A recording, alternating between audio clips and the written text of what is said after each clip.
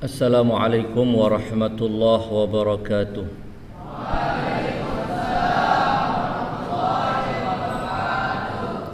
Alhamdulillahi rabbil alamin.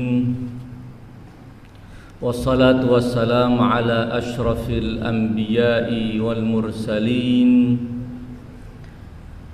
Sayyidina wa azimina wa syafi'i dhunubina wa tabibi nufusina Abil Qasimil Mustafa Muhammad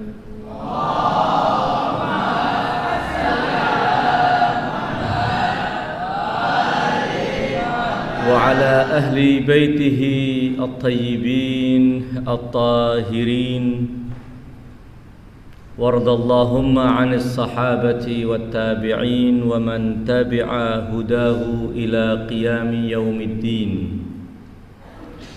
إخواني الطلبة حياكم الله، أسعد الله أيامنا وأيامكم بولادة أمير المؤمنين علي.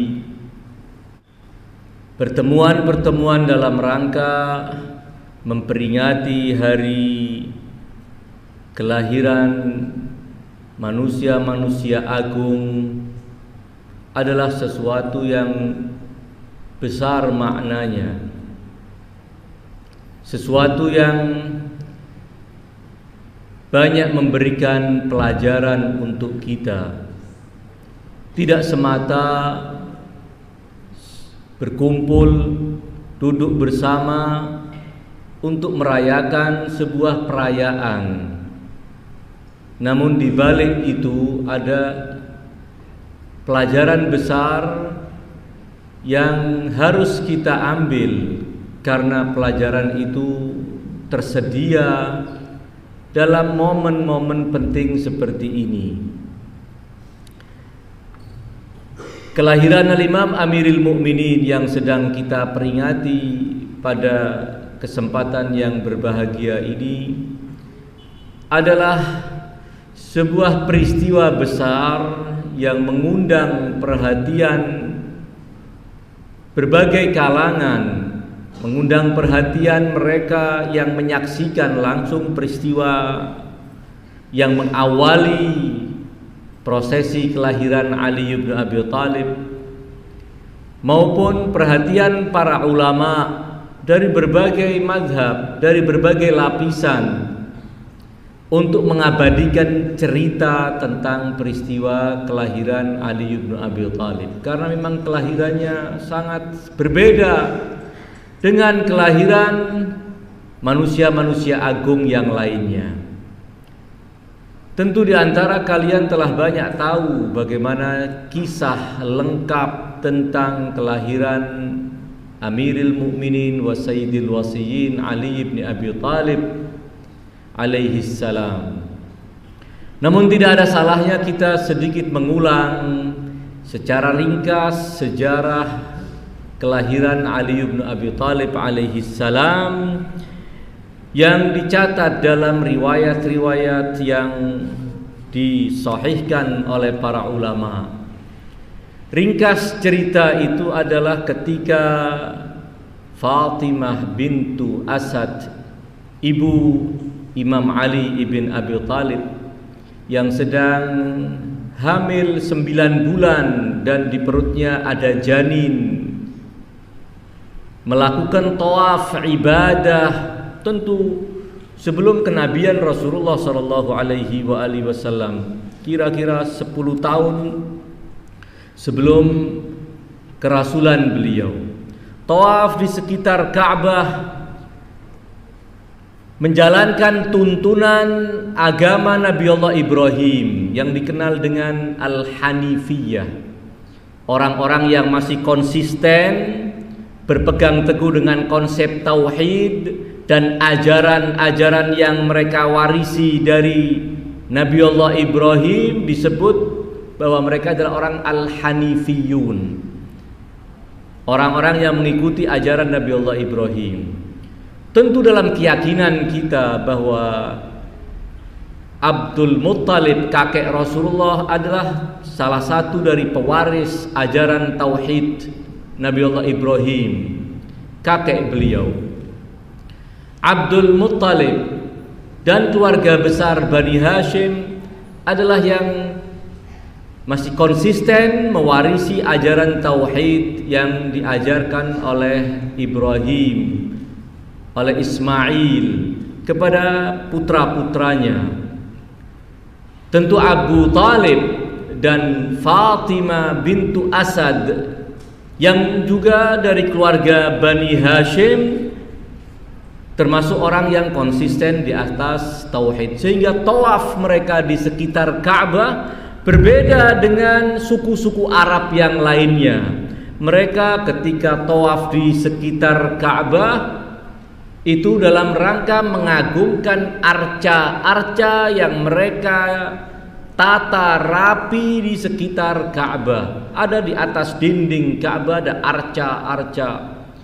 Hampir masing-masing suku punya arca sesembahan mereka masing-masing. Ada 3 arca besar, Lata, Uzza dan Manat. Sebagaimana juga di tempat sa'i untuk orang-orang yang sekarang melakukan ibadah haji, ada ritual sa'i, lari-lari kecil dari Safa dan Marwa, ya. Yang Allah sebutkan innas Safa wal Marwata min sya'airillah. Faman hajjal baita aw i'tamara fala junaha alaihi ay yattawafa bihima. Bagi orang yang melakukan haji atau umrah, mereka harus melakukan sa'i, lari-lari kecil dari satu ujung di Safa kepada Marwa dan kembali sampai 7 kali. Zaman jahiliyah di Safa dan Marwa diletakkan 2 arca yang mereka anggap sebagai Tuhan-Tuhan mereka. Ada Isaf dan Nailah nama arcanya itu. Nama dari 2 orang pasangan laki perempuan, yang satu namanya Isaf, yang perempuan namanya Nailah. Diwujudkan dalam bentuk arca. Orang-orang yang tawaf itu kalau sampai ke Safa mereka usap arca itu, sampai ke Marwa usap, dan demikian seterusnya.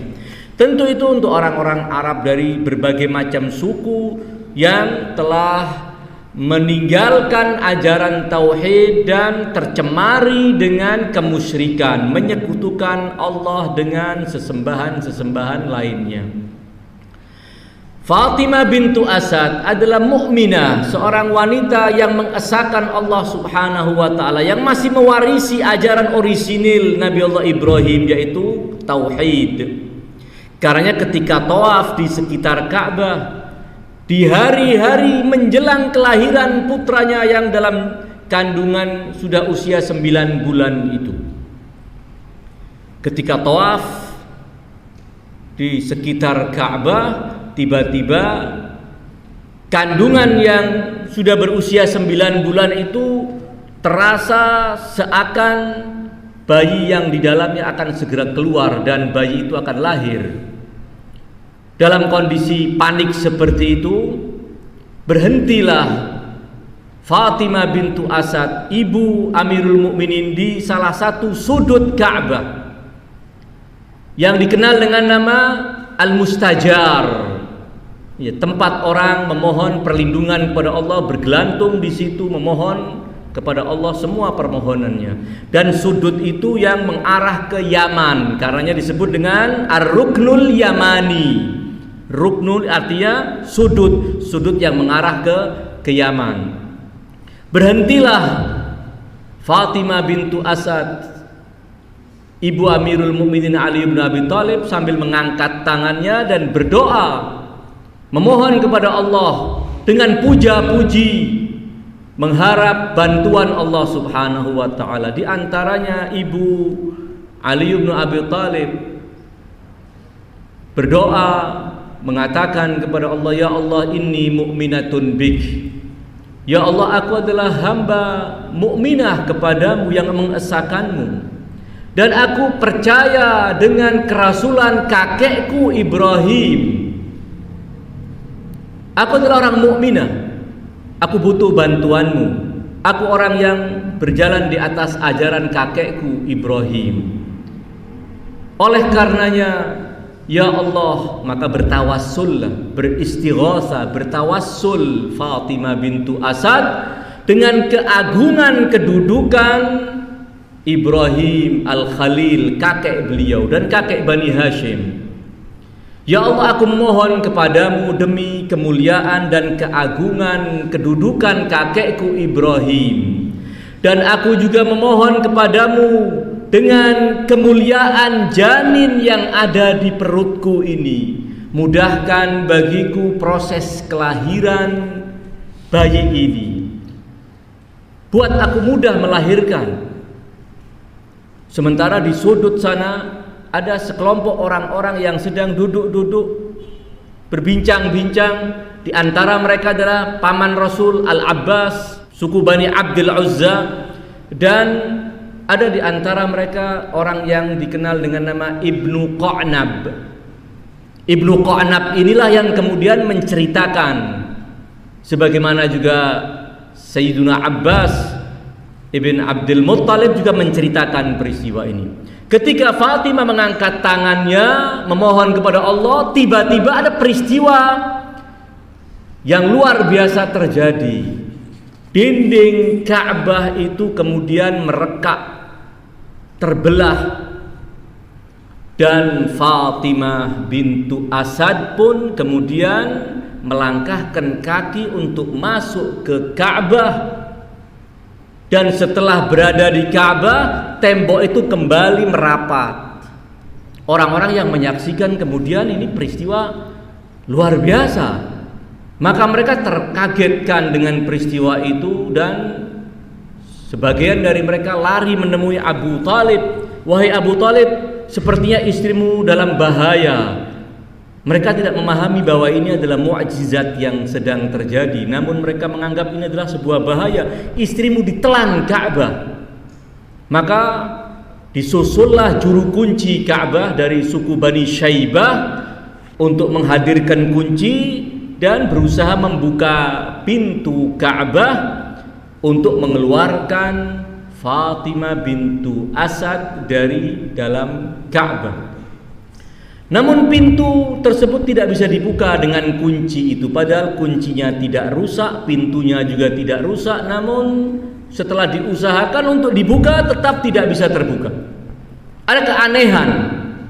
Kunci yang biasanya sekedar dimasukkan dan digerakkan, pintu Ka'bah bisa terbuka, ini sampai diupayakan dengan sedemikian rupa tetap tidak bisa terbuka. Maka Abu Talib kemudian mengatakan, sudah kita akhiri saja usaha kita untuk mendobrak pintu Ka'bah ini.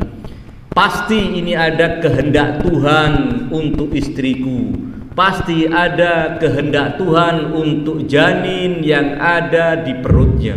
Kita tinggalkan tempat ini dan kita nanti apa takdir berikutnya.